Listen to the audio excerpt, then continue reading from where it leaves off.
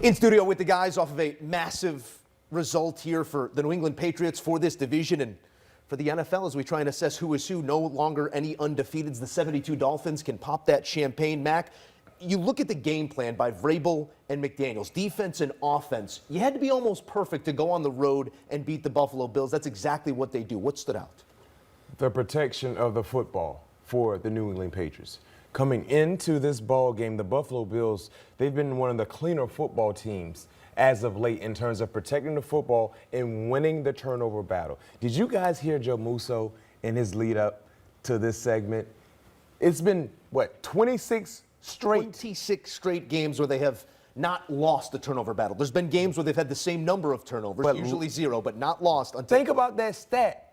26 straight games where they've won the turnover battle. When you do that, you win more than you lose. That's why they've been so outstanding in winning ball games. But something happened tonight in terms of the New England Patriots being opportunistic and feisty in creating the necessary turnovers from the Buffalo Bills, but also protecting the football. Yes, we did see a blemish.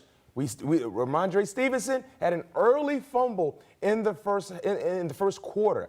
But outside of that, they did a great job in protecting the football. And that was the biggest deciding factor for me. Because when you look at Buffalo, when you look at that stretch of games where they won the turnover battles, look at their win-loss record in those games. They've won way more than they've lost. Tonight, they lost that battle. And guess what? The New England Patriots needed a much-needed big-time win, not just from the overall side of things with the standings, but most importantly, in their division. This was a huge win for the Patriots. JJ, when we were setting the stage for this one, we said this is an opportunity for the general public on a primetime stage to see what Drake Maye could do and what these New England Patriots might be. What sort of statement did they make over the 60 minutes? This was, without a doubt, Drake Maye's signature victory in his early career. And what is a credit to Drake Maye is that there's actually some competition, some recent competition for Drake Maye with that sort of crown. Remember a couple of weeks ago, they go down to Miami, and he throws 2 touchdowns and 0 interceptions, and they finally get that win down in Miami. At that point, that was the best game that Drake Maye had played. And then last week, facing his hometown Carolina Panthers in his new home of Foxborough, he goes out there and throws 2 touchdowns and does the Cam Superman on his old team. And that was his best game. And then in primetime against the Buffalo Bills, who have the New England Patriots number, right? He has the best game of his career.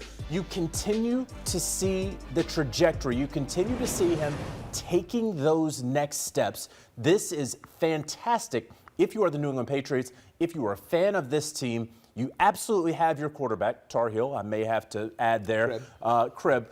But jokes aside, this is fantastic for Drake Maye and his development. Ben, I'm interested in how you take in the play because it's not without teaching points still. A young quarterback, maybe a little quick to exit the pocket, but he has this sense of when a play needs to be made, I'll be the guy to make it. Almost mirrored by the guy opposite him here. Obviously different stages of their career, but when you take in what he was able to accomplish on the road tonight, what does that tell you about where he's at in that process? Yeah, dare I say it, guys, a little bit reminds you of Josh Allen earlier in his career, right? A guy who very raw. You can see the athletic ability. You can see the physical stature. You can see the playmaking ability when he breaks out of the pocket. But the thing that stood out to me tonight about Drake Maye, 3rd downs, critical, got-to-have-it situations in that second half. Who'd he find the entire half? Stefon Diggs. As a quarterback, when you have a guy like that, a wily veteran who's crafty, who can find zones in this defense, you saw it tonight. Critical downs, Drake Maye found Stefon Diggs, who's full of energy, breaking the pocket, made some unbelievable plays. Hell hath no fury like a Steph Diggs scorned. He comes up with 100+ here as he goes back to the place where so much was done and said.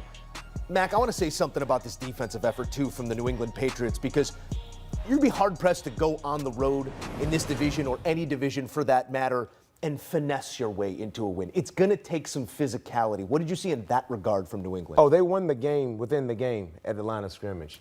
And when you look at the New England Patriots as they got ready for this upcoming season, they had the most money in terms of cap space available amongst all the teams in the National Football League, and they spent wisely. They made strategic moves in terms of becoming a better team. Milton Williams made plays tonight. Harold Landry made plays tonight. Robert Spillane made plays tonight. Carlton Davis made plays tonight. All were big-time money acquisitions for their team on the defensive side. And those players were brought in solely to do what? Hunt Josh Allen. And guess what? They hunt Josh Allen tonight. Not only Josh Allen, but James Cook. Cook has been cooking all year long. Tonight, he couldn't get things going because they had a strategic game plan in place to make sure they efface the running game out of the equation for the Buffalo Bills, and they made them one-dimensional. Anytime Josh Allen is the leading rusher, when you have a running back like James Cook on your team, that's not a good sign.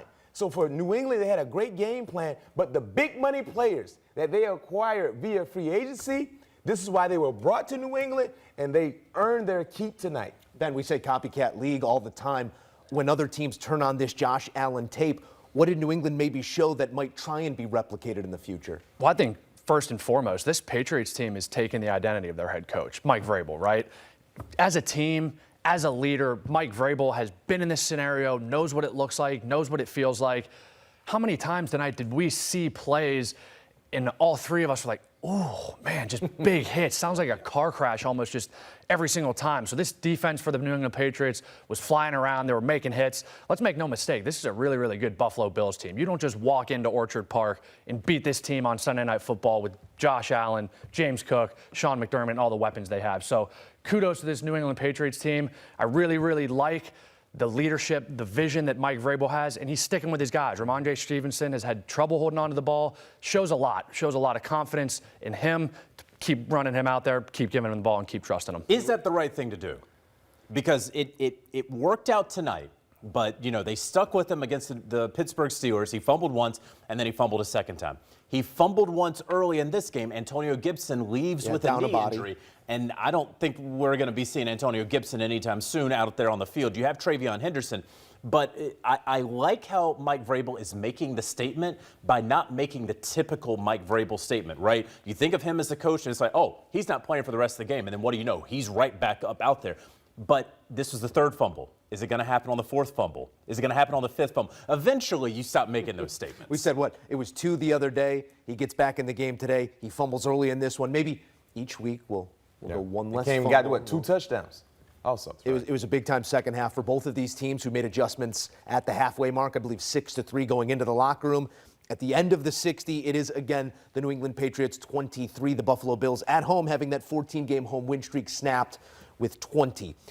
McDaniels and Vrabel, we start by talking about the coaches, and maybe we finish with a thought of identity because New England matches their road wins already from a season ago. Wow. 2 on this season, 2 all of last year. It tells you something about the process, the maturation, as Ben said, in the identity of the head coach. What does a win like this do for a team young but as hungry and physical as the Patriots are?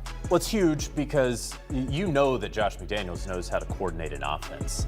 And there were questions coming out of the draft process about Drake Maye, both a little bit with processing, more about footwork. And we know that Josh McDaniels' offensive scheme can sometimes be a little bit cumbersome. And so you were wondering if that was going to take a little time. Drake Maye was not with him last year. Now he gets with him and the Mike Vrabel system. And is it going to take? And it seems to have already taken, right?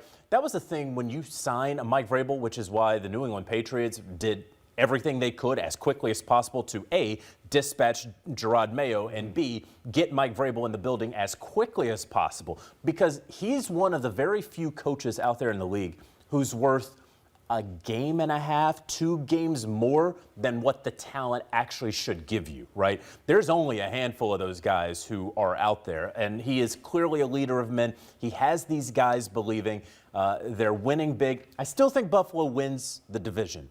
But you're talking about a Patriots team that absolutely can be an AFC wildcard team because of Mike Vrabel and because of Drake Maye.